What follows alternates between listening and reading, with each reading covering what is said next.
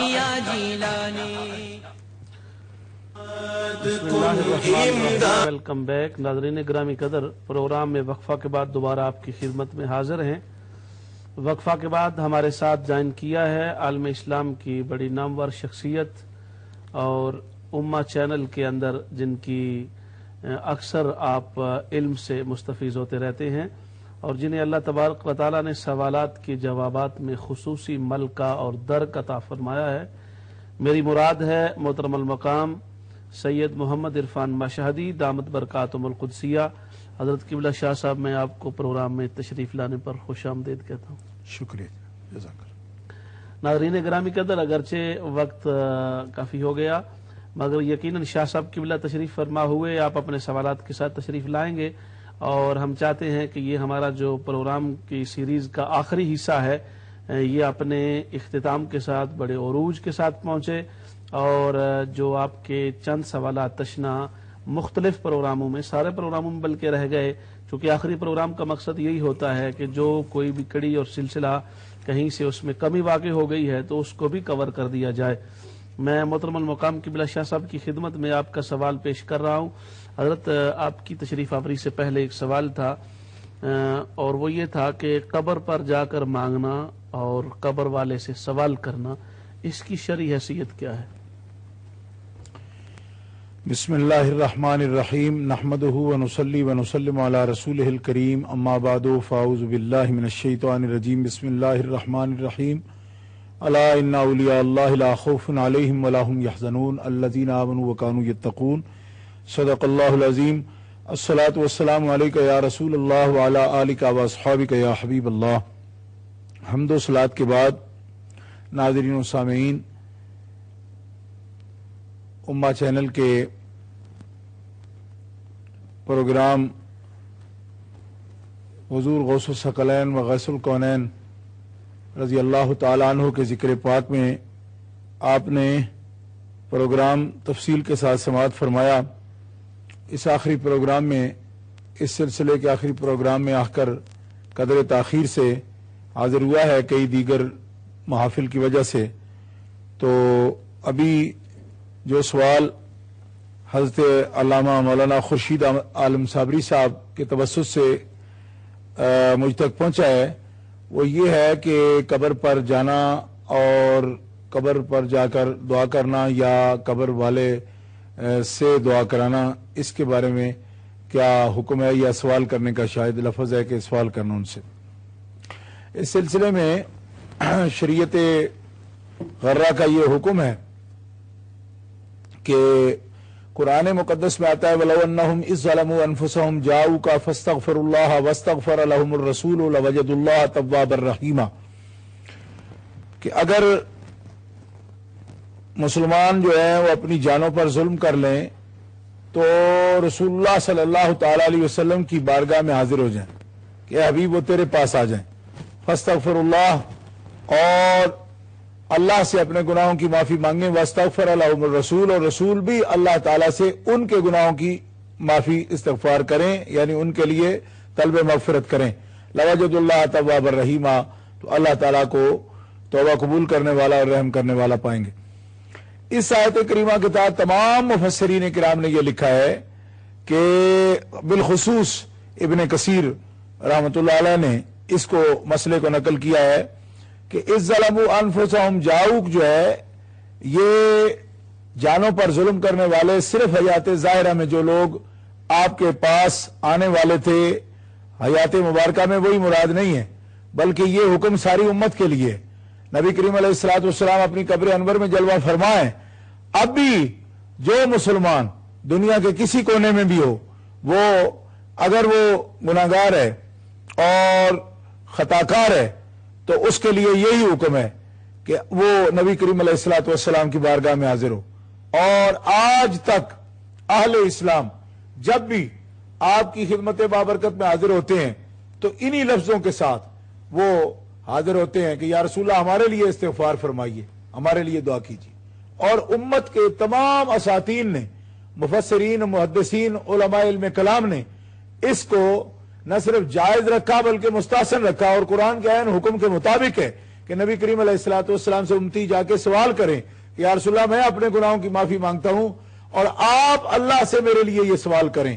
یہ طریقہ جو ہے دعا کا اور سلام کا اور طلب مغفرت کا اور نبی کریم علیہ السلام سے دعا کرانے کا، یہ تمام اجلہ علماء کرام نے، محدثین کرام نے لکھا ہے. بلکہ یہ بظاہر جو قبر پر جانے اور سوال کرنے کے منکرین ہیں انہوں نے بھی اپنی کتابوں میں لکھا ہے. مولوی زکریا کاندھلوی تک نے بھی یہ لکھ دیا ہے کہ جو جائے وہ نبی کریم علیہ السلام سے عرض کرے کہ یا رسول اللہ میرے لیے دعا کیجیے.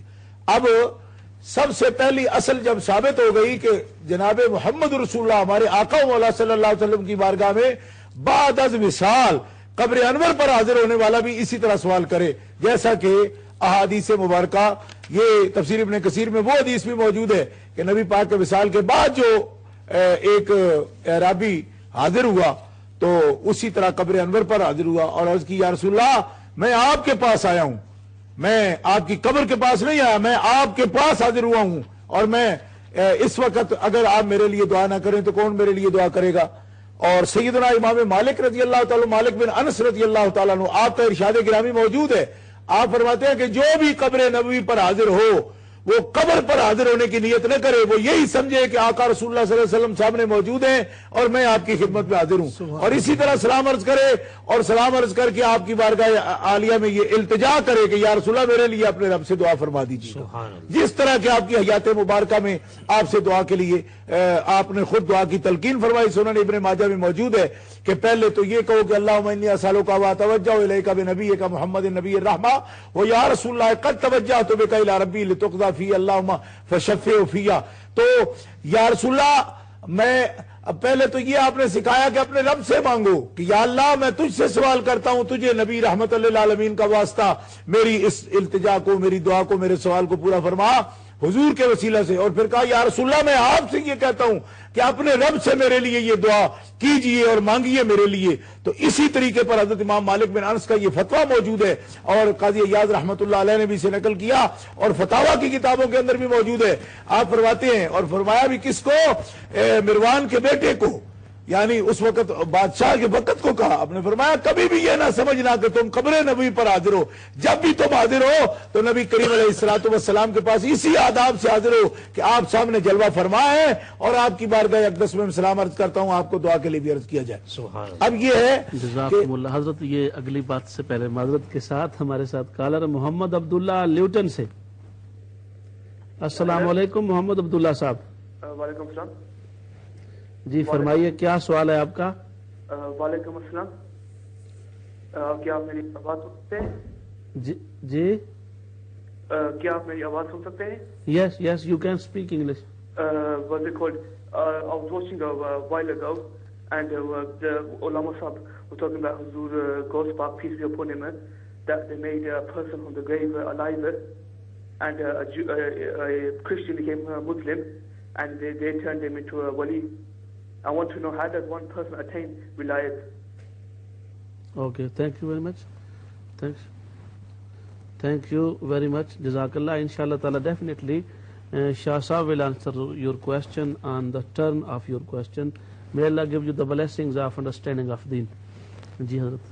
جی تو یہ اصل ہے جب نبی کریم علیہ الصلوۃ والسلام کی حیات مبارکہ میں، ظاہری حیات میں اور حیات یعنی اب حیات حسی جو نبی کریم علیہ الصلوۃ والسلام کو حاصل ہے، حیات طیبہ، حیات کاملہ اس وقت، تو یہ آپ کی بارگاہ میں حاضر ہونا، سوال کرنا اور آپ سے دعا کرانا، جب یہ احادیث عالیہ میں بھی اور مجتہدین کے اقوال و احکام میں بھی یہ بات ثابت ہو گئی، تو جب اس اصل پر اب وہ تمام اولیاء کاملین کے اعمال کہ جو قبور صالحین پر حاضر بھی ہوتے ہیں اور دعا بھی کرتے ہیں، جیسے کہ حضرت امام شافعی کا ارشاد گرامی ہے، آپ فرماتے ہیں کہ امام موسیٰ کاظم کی جو قبر ہے، حضرت امام موسیٰ کاظم بن امام جعفر صادق رضی اللہ تعالیٰ عنہ، یہ آپ کا ارشاد گرامی کتاب الام کے اندر بھی موجود ہے، جو آپ کی امہات الکتب شوافع کی اس کے اندر ہے.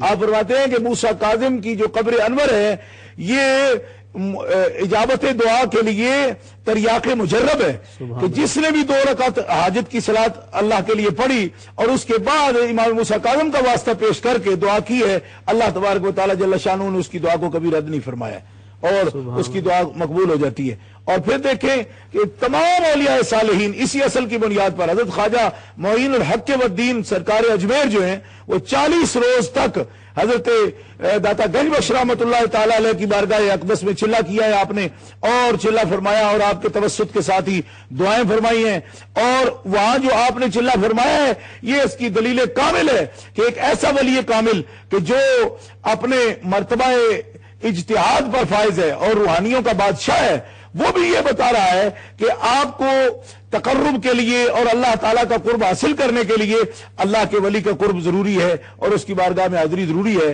تو یہ تمام اولیاء کاملین جو ہیں یہ بزرگوں کی صالحین کے توسط سے دعائیں کرتے ہیں، اور حاجت پیش کرنے کا مطلب یہ نہیں ہے کہ ان کا یہ کوئی اعتقاد ہے کہ یہ خود اس حاجت کو حل کریں گے یا ہمارا مسئلہ جو ہے حل کریں گے، وہ کہتے یہی ہیں کہ آپ اپنے رب کی بارگاہ میں ہمارے لیے دعا کریں، یا پھر یہ کہتے ہیں کہ یا اللہ کریم ان کی جو وجاہت ہے، عزت ہے، عظمت ہے، اس کے وسیلے سے ہماری حاجات کو آپ پورا فرمائیے اور نظر کرم فرمائیے۔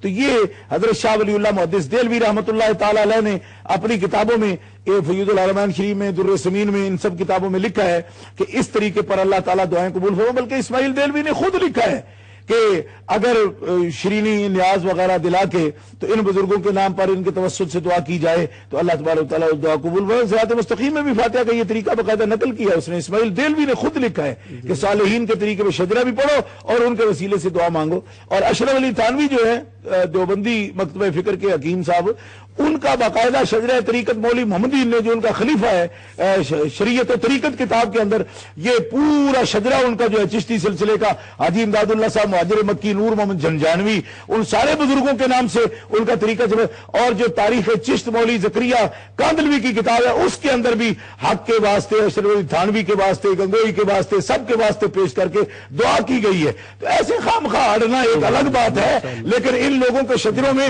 100 واسطہ انہوں نے اپنے بزرگوں کا پیش کیا ہے، لیکن جب حضور غوث پاک کا وسیلے کا نام آتا ہے پھر یہ لوگ چیبہ جبی ہو جاتے ہیں۔ تو اس طریقے پر یہ ایک عجیب حرکت ہے۔ بڑا ہی پیارا جواب ارشاد فرما دیا اور ساری تشنگی بھی دور ہو گئی، اور میں یقیناً سمجھتا ہوں محمد عرفان صاحب بلیک بن سے۔ السلام علیکم محمد عرفان صاحب۔ السلام علیکم رحمۃ اللہ۔ بڑا اچھا پروگرام جا رہے سن ماشاءاللہ۔ سارے شاہ صاحب بیٹھے علماء انہوں کی سلام دعا۔ عرفان شاہ صاحب کے میں بات کر سکتے عرفان شاہ صاحب سے؟ میری بات جی وہ سن رہے ہیں، آپ بات کریں۔ عرفان شاہ صاحب میرے ابو کے لیے دعا فرمانا، خصوصی میرے ابو کے لیے دعا کرے آخر پروگرام پہ۔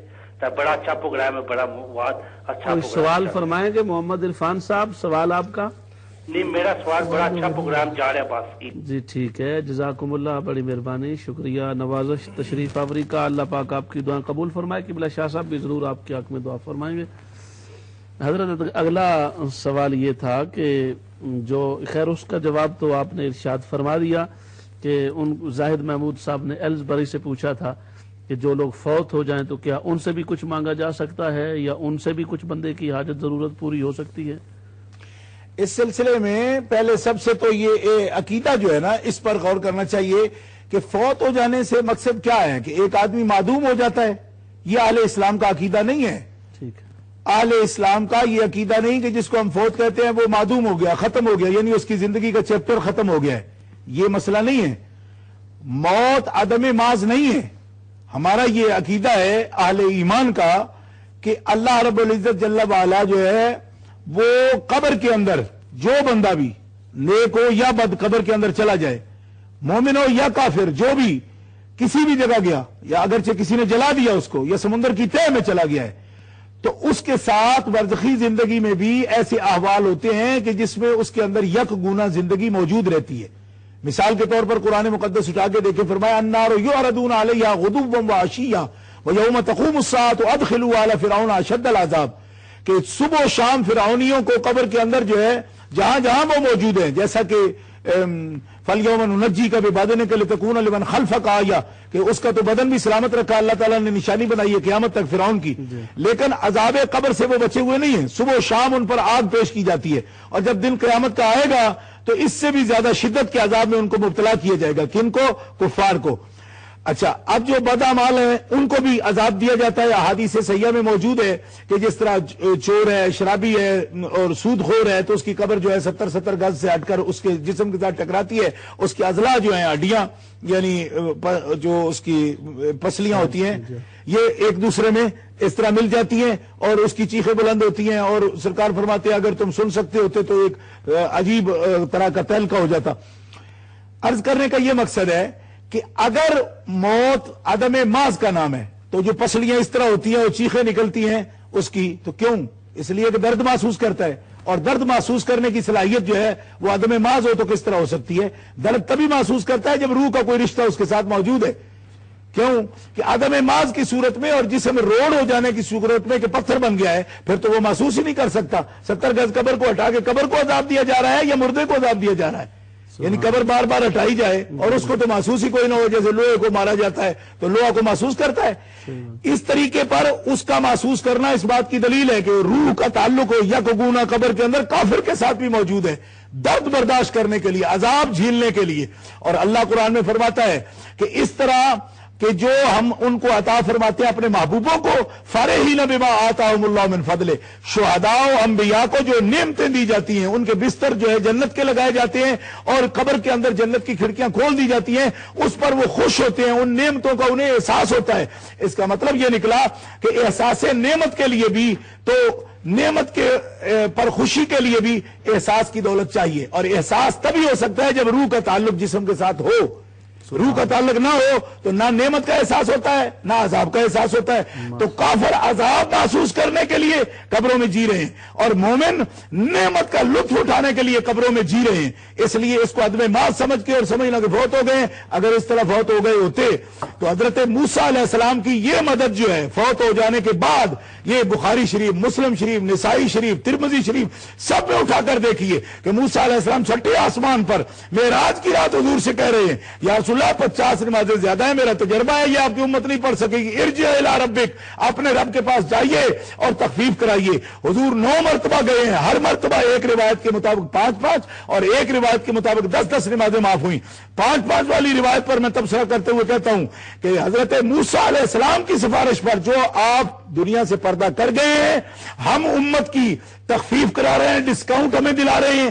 تو جو لوگ یہ سمجھتے ہیں کہ مردہ عدم محض میں چلا جاتا ہے، کوئی مدد نہیں کرتا، تو حضرت موسیٰ کی مدد کو نہ ماننے اگر تو پھر یہ 50 نمازیں پڑھیں، ورنہ ماننے کہ جو دنیا سے گئے ہیں، قبروں میں جلوہ فرما ہے، ہزاروں سال گزرنے کے بعد بھی امت محمدیہ پر موسیٰ علیہ السلام کا احسان ہے کہ حضور علیہ السلام کی بارگاہ میں ہماری سفارش کی اور نبی علیہ السلام کو بار بار آپ کو متوجہ کیا کہ رب کی بارگاہ میں جائیے اور امت کے لیے تخفیف کرائیے.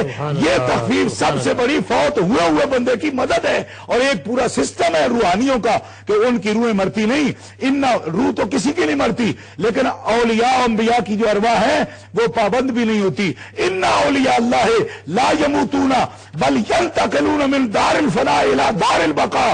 اولیاء اللہ مرتے نہیں، ایک آن کی آن موت طاری ہوتی ہے، اس کے بعد وہ ایک فنا کے گھر سے بقا کے گھر کی طرف منتقل کر جاتے ہیں. ہر لمحہ بلکہ شیخ محقق اشیاء الامات میں فرماتے ہیں کہ صاحب قبر جب دنیا میں ہوتا ہے اس کی 9 توجہات رب کی طرف ہوتی ہیں اور ایک توجہ اس کی اپنے تعلق والوں کی طرف ہوتی ہے، لیکن جب قبر میں چلا جاتا ہے تو اب مکلف نہیں رہا اعمال کا، اس کی 9 توجہات اللہ کی مخلوق کی طرف ہوتی ہیں اور ایک توجہ اپنے خالق کی طرف ہوتی ہے. لہذا قبر میں تو سب سے بہتر موقع ہوتا ہے ان سے دعا کرانے کا. سبحان اللہ. شاہ صاحب قبلہ نے انتہائی مؤثر ترین جواب ارشاد فرمایا. ہمارے ساتھ حافظ محمد سعید صاحب برمنگھم سے بڑی دیر سے تشریف فرما ہیں. معذرت کے ساتھ قبلہ شاہ صاحب کی گفتگو جاری تھی اور میں نے بھی چاہا کہ سوال کا جواب مکمل ہو جائے. ارشاد فرمائیے. السلام علیکم. علامہ خورشید عالم صابری صاحب اور قبلہ شاہ صاحب اور دیگر تمام علماء کرام کو میری طرف سے السلام علیکم.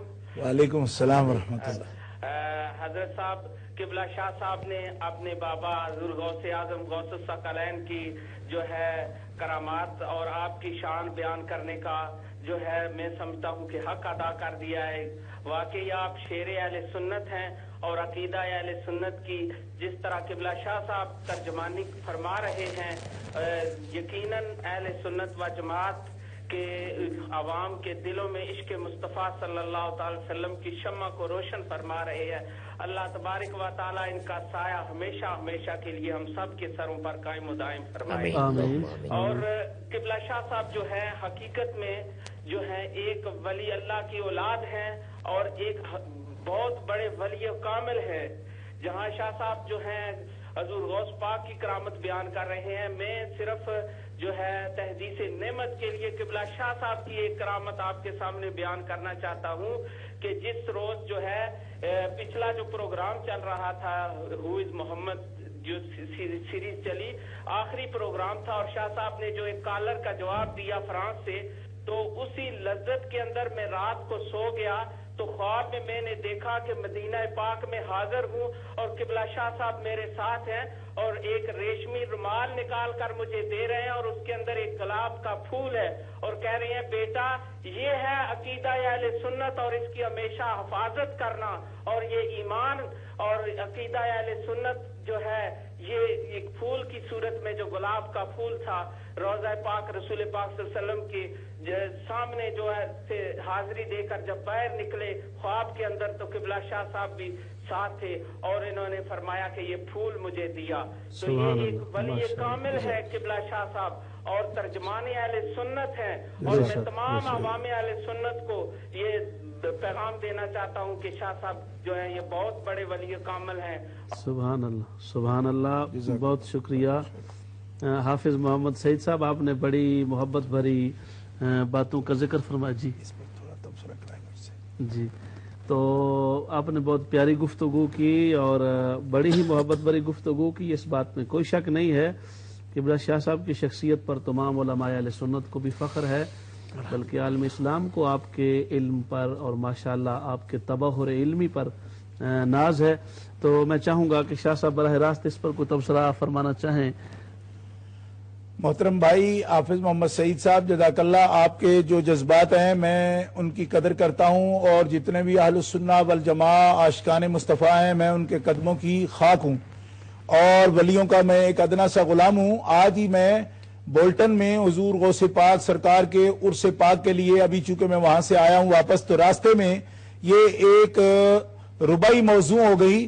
آپ جو کچھ بھی اس نے زن فرماتے ہیں آپ کے ان کلمات کو میں اپنے حق میں دعا سمجھتا ہوں، لیکن جو میری صورتحال ہے وہ میرا حق ہے، میں وہ کہہ سکتا ہوں کہ میں اپنے جذبات اپنے میرے میرا کے لیے کیا رکھتا ہوں. اور میں اللہ کی قسم اٹھا کر کہہ رہا ہوں بلا تصنع بلا کسی بناوٹ کے کہ آج ہی گاڑی میں بیٹھے ہوئے یہ شعر موضوع ہوا اور حافظ محمد سعید صاحب آپ نے جو کچھ فرمایا میں اپنے میرا کی بارگاہ میں میرے جو جذبات ہیں وہ پیش کر رہا ہوں. اور اس وقت میں آپ کی نظر کرتا ہوں کیونکہ آپ نے اتنے خوبصورت خیالات کا اظہار کیا ہے، اللہ تعالیٰ ہمیں ایسا بننے کی توفیق دے. تو آج یہ شعر موضوع ہوا، ابھی یہ چٹ پر لکھا ہوا میرے پاس ہے کہ کتے میراں دے شیراں تے ہین بھارے. کیا کہنا ہے؟ کتے میراں دے شیراں تے ہین بھارے دشمن نس میدان چو ہار ہٹسی. حق ہے. کتے میراں دے شیراں تے ہین بھارے دشمن نس میدان چو ہار ہٹسی. عرفان شاہ دی تک تیری اکھ ولے عرفان شاہ دی تک تیری اکھ ولے بیلا سراں تو کر کے پاک چھڑسی. عرفان شاہ دی تک تیری اکھ ولے میرا عرفان شاہ دی تک تیری اکھ ولے بیلا سورا تو کر کے پاک چھڑسی. یہ ہمارا عزم ہے، لیکن خدا وحدہ شریک کی قسم ہے کہ نہ کوئی علم پر کوئی بات ہے اور نہ ہی کوئی عمل پر مان ہے. یہ ہمارے پیراں میراں غوث العظم فرد اکمل قطب اکبر سرکار کی نگاہ کرم ہے کہ ان کی نگاہ کرم سے اور سرکار مدینہ صلی اللہ تعالی علیہ وسلم کو بھی میں یہ سمجھتا ہوں کہ آپ کی بارگاہ اقدس میں سرکار کے لاڈلے کا واسطہ پیش کرتے ہیں تو سرکار کے وسیلہ حضور غوث پاک کے وسیلہ سے سرکار کی نظر کرم کے ہم سوالی ہیں. تیری سرکار میں لاتا ہے رضا اس کو شفیع اور جو میرا غوث ہے اور لاڈلا بیٹا تیرا، اور جو کچھ یہاں بھی آپ سنتے ہیں، میرا یہ عقیدہ ہے کہ پورے قد سے جو کھڑا ہوں تو یہ تیرا ہے کرم، مجھ کو جھکنے نہیں دیتا ہے، سہارا تیرا اور کچھ بھی نہیں ہے۔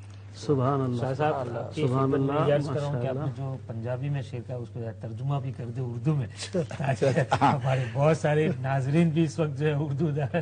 ہاں جی، مولانا محمد ادریس رضا صاحب ہمارے محترم بھائی اور دوست، وہ فرما رہے ہیں کہ یہ پنجابی میں چونکہ آپ نے لکھا ہے تو اردو والے دوست ہمارے سمجھیں گے نہیں، تو میں اس کا ترجمہ بھی پیش کر دیتا ہوں کہ حضرت پیر پیرا میرے میرا کے در کے جو سگ ہیں، کتے ہیں، وہ شیروں پر شرف رکھتے ہیں اور بھاری ہیں ان پر، اور دشمن جو ہے آپ کا، آپ کی شان کا، انبیاء کی شان کا دشمن منکر، صحابہ کی شان کا منکر، اولیاء کی شان کا منکر میدان سے ہارتے ہوئے ہٹ جائے گا، بھاگ جائے گا۔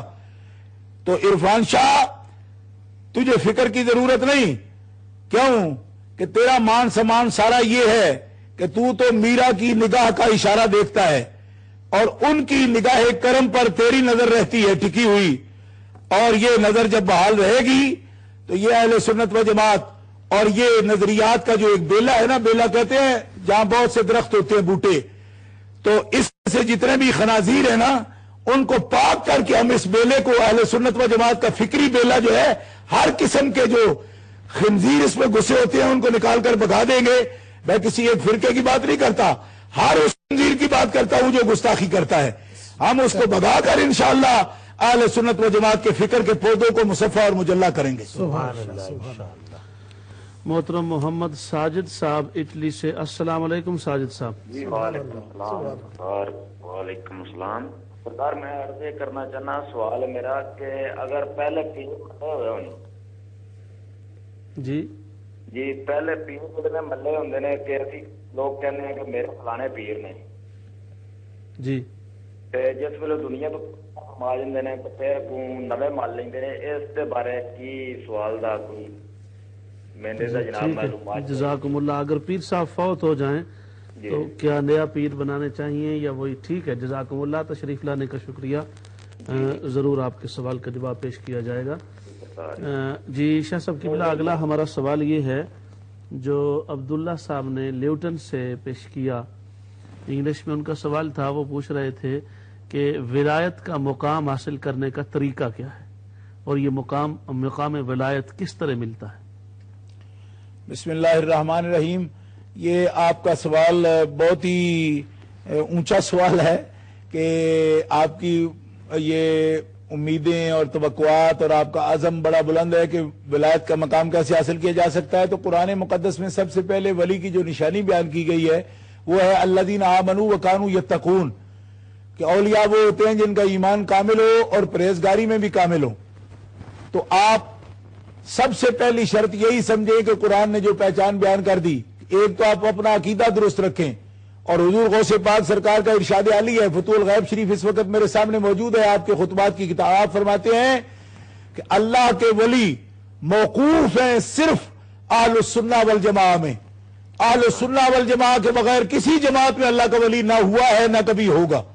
اس لیے سب سے پہلے تو آپ اپنے عقائد درست کریں اہل سنہ والجماعہ کے مطابق، اور جب آپ کے عقائد مصفہ مجلہ اہل السنہ والجماعہ کے مطابق ہو جائیں گے تو پھر آپ کے عمل اللہ کی بارگاہ میں مقبول ہوں گے۔ پھر تقوی اور پرہیزگاری کے اعمال تمام کے تمام وہ ہیں جو نبی کریم علیہ الصلوۃ والسلام کی سنت کے مطابق ہیں۔ نبی پاک کی سنت عین معیار تقوی ہے، اس پر آپ چلیں گے تو تقوی کی دولت بھی حاصل ہو جائے گی۔ اور جب کوئی شخص اس کا مزاج، اس کی طبیعت، فطرت اس کی ڈھل جائے سنت نبوی کے رنگ میں، اور ایمان بھی اس کا عقیدہ بھی درست اور کامل ہو جائے، تو یقیناً اللہ تبارک و تعالی جل شانہ اس کو اپنے ولایت اور دوستی کے منصب پر فائز فرما دیتا ہے۔ یہ بات قرآن پاک کی اس آیت سے بھی مستفاد ہے اور حدیث پاک سے بھی، ما یزال عبدی یتقرب الی بالنوافل، کہ اللہ تبارک و تعالی کا بندہ جب محبت الہیہ میں فرائض سے بڑھ کر نوافل، یعنی فرائض جو ہیں وہ تو بطور ڈیوٹی فرائض کے ادا کرتا ہے. جب نوافل کثرت سے ادا کر کے محبت کا اظہار فرماتا ہے اللہ تعالیٰ اس بندے کو قرب بھی عطا فرماتا ہے, یہاں تک کہ اس پر اگر ہمیشگی اور مداومت کرے تو اللہ تعالیٰ اسے اپنا محبوب بنا لیتا ہے. یہ حدیث قدسی حضرت ابو ہریرہ حضور سے راوی ہے, نبی پاک اللہ کا فرمان ارشاد فرما رہے ہیں. اور یہ یہاں جو میں عبارت پڑھی ہے میں نے, یہ کتاب التواضع صحیح بخاری شریف کے اندر یہ حدیث پاک موجود ہے. جزاکم اللہ حسن الجزا. محترم محمد ارشاد الحق صاحب اولڈم سے, السلام علیکم. جی السلام علیکم محترم ارشاد صاحب. وعلیکم السلام. آپ کا پروگرام دیکھ رہے ہیں, بہت اچھا ہے. تو ارشاد صاحب کی جو علمی شخصیت ہے اس سے ہم بہت متاثر ہیں. جی جی تو سوال یہ ہے کہ ابھی 1-2 ویک ہوا ہے کہ پاکستان کے اندر جو چکوال شہر ہے ادھر ایک واقعہ جو پیش ہے کہ حضور پاک صلی اللہ علیہ وسلم تشریف لائے ہیں. ایک جو لڑکی ہے وہ میلاد شریف کی محفل تھی اور آپ کا پاؤں مبارک. تو شاہ صاحب سے یہ پوچھنا کہ آپ صلی اللہ علیہ وسلم ظاہری جسم کے ساتھ جو ہے اس طرح تشریف لا سکتے ہیں؟ اہل سنت والجماعت کا کیا عقیدہ ہے؟ پلیز ہماری رہنمائی فرمائیں. جی ٹھیک ہے, جزاکم اللہ جزاکم اللہ. بہت اچھا سوال آپ نے ارشاد فرمایا. ضرور انشاءاللہ تعالی آپ کے سوال کے بارے میں پوچھا جائے گا. Mohtaram Muhammad Abdullah, respected brothers, he was asking about how to get the status of wilayat, friendship of Allah subhanahu wa ta'ala. So Shah Sahab answered that the person who is called wali, friend of Allah, is the person who always try to follow the teachings of Prophet Muhammad sallallahu alaihi wasallam, and first of all he abide by the prayers, 5 daily prayers, and then all the teachings and commandments and orders and omissions of Sharia. And then secondly, he does not obey only the orders as obligatory in ahkam, but he also follows and acts upon the teachings that are consisted of nawafil. Nawafil means that additional ibadat and additional teachings of Prophet Muhammad sallallahu alaihi wasallam. So wali is one who is always following the teachings of Prophet Muhammad sallallahu alaihi wasallam. Either those are obligatory or necessary or desirable, he is always following all the teachings of Prophet Muhammad sallallahu alaihi wasallam. So as much he is the follower of the teachings of Prophet Muhammad sallallahu alaihi wasallam, as a high status is he having the friendship of Allah subhanahu wa ta'ala. عطاء الرسول صاحب Birmingham سے, السلام علیکم عطاء الرسول صاحب. وعلیکم السلام ورحمۃ اللہ. حضرت کیسے ہیں جناب؟ خیریت ہے؟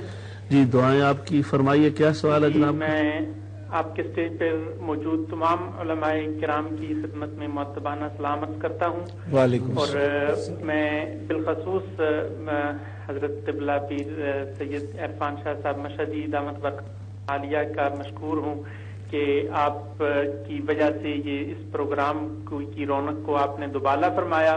سبحان اللہ. حضور میرا سوال شاہ صاحب سے یہ ہے جی, 2 سوال ہیں دراصل. ایک سوال یہ ہے کہ کیا خواتین مزارات پہ جا سکتی ہیں, اور دوسرا یہ ہے کہ کیا مرد حضرات مزار پر جا کر قبر کو یا کسی بھی دیوار کو ہاتھ لگا سکتے ہیں یا نہیں؟ جی ٹھیک ہے, جزاکم اللہ. عطاء الرسول صاحب آپ تشریف فرما ہوئے, اللہ تبارک و تعالیٰ آپ کی حاضری قبول فرمائے. انشاءاللہ تعالیٰ باری پر آپ کے سوال کو ضرور پیش کیا جائے گا. حضرت قبلہ شاہ صاحب اگلا سوال محترم محمد ساجد صاحب نے اٹلی سے پوچھا, اور وہ پوچھ رہے تھے کہ اگر شیخ طریقت وفات پا جائیں, ان کا وصال ہو جائے, تو تجدید بیعت ضروری ہے, یعنی نئے سرے سے پھر بیعت کرنی چاہیے یا وہ پہلی بیعت ہی قائم رہتی ہے؟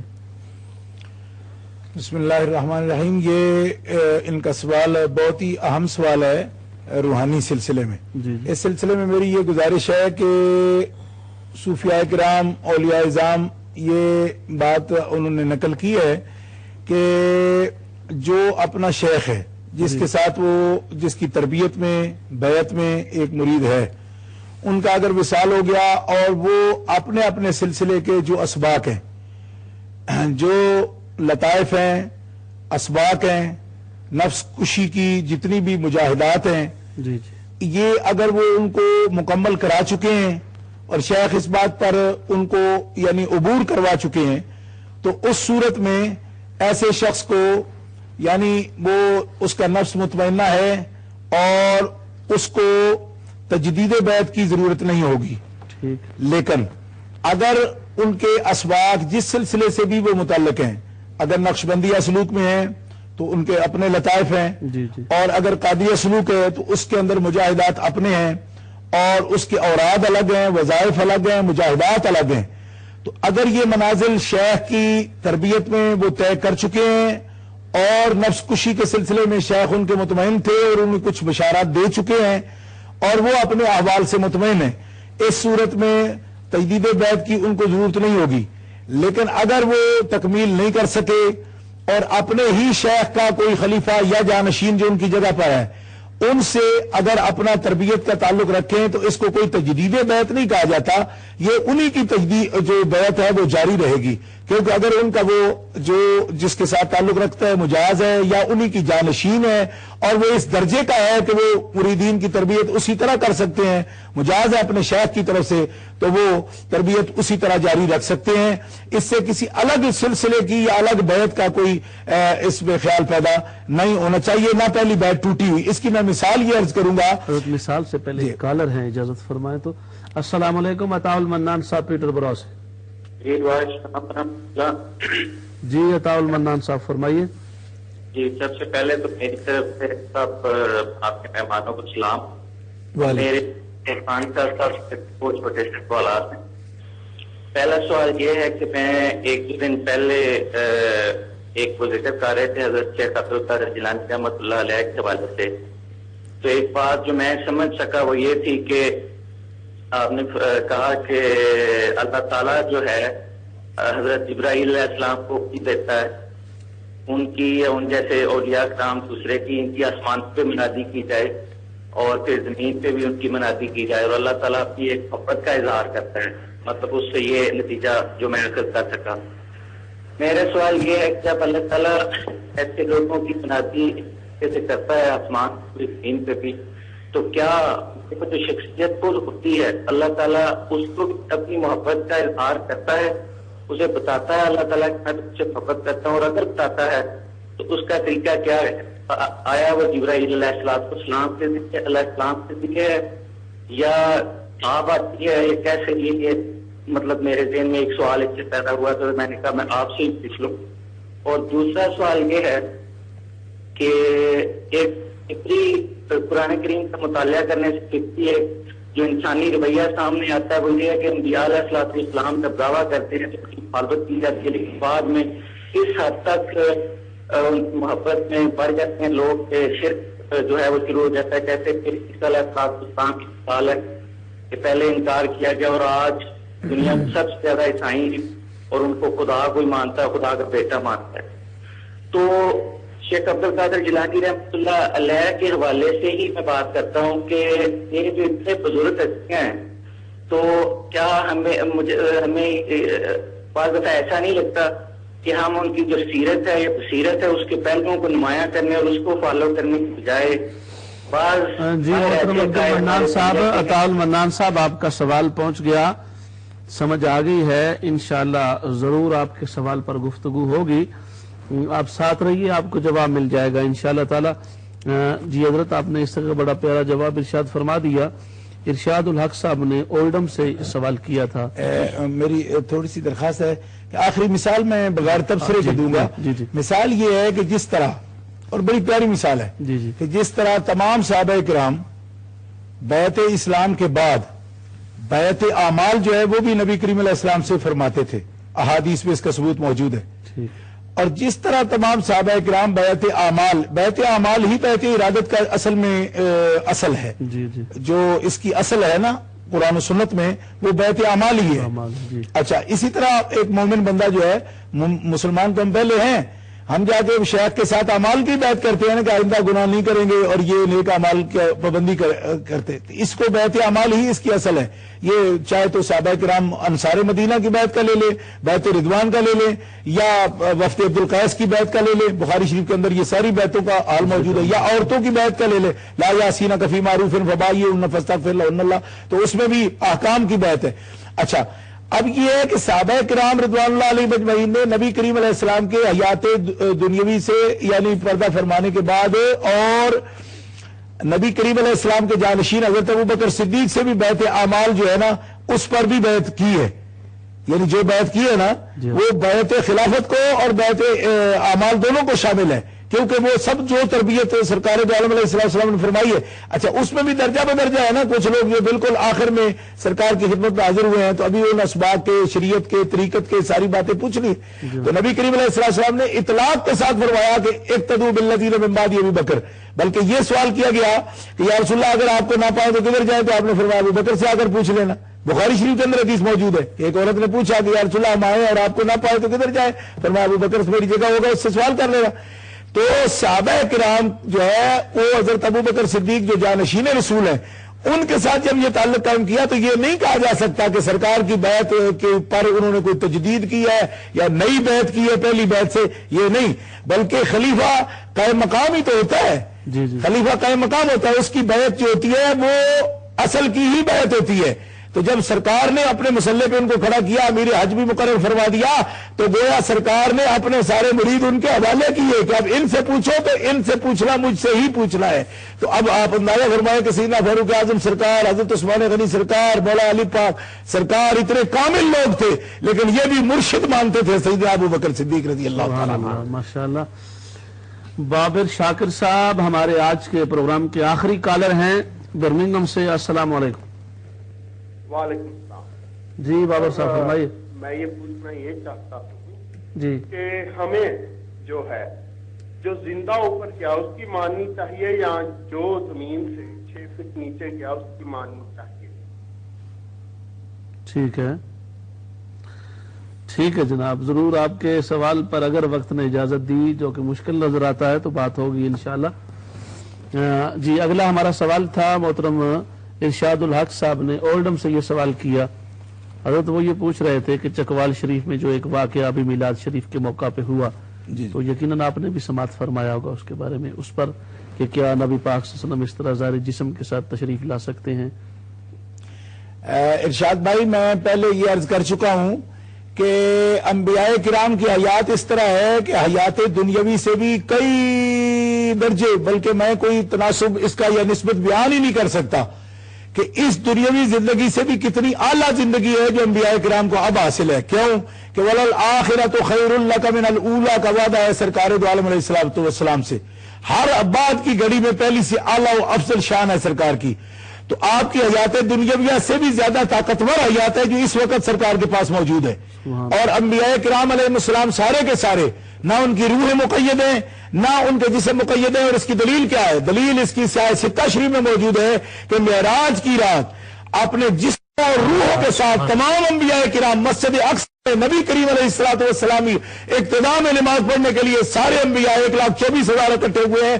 یہ اس بات کی دلیل ہے کہ حالانکہ سارے انبیاء کرام تو کئی ملکوں میں مدفون ہیں اور کئی ملکوں میں ان کی بعثت ہوئی، تشریف آوری ہوئی ہے.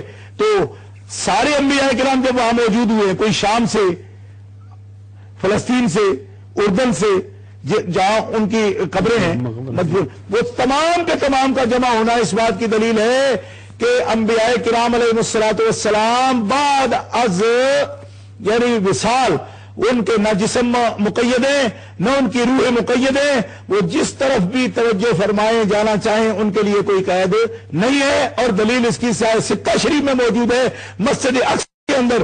اور پھر یہی تمام انبیاء کرام آسمانوں پر بھی موجود ہوئے. یہ بخاری شریف کی حدیث میں موجود ہے. اس لیے یہ معلوم ہوا کہ زمین از زمین تا آسمان ان کے لیے کوئی کنارہ ایسا نہیں کہ جس پر ان کے لیے رکاوٹ کی جائے یا روکا جائے تو قید نہیں ہے. باقی رہ گیا یہ مسئلہ کہ ایسا ہوا یا نہیں ہوا.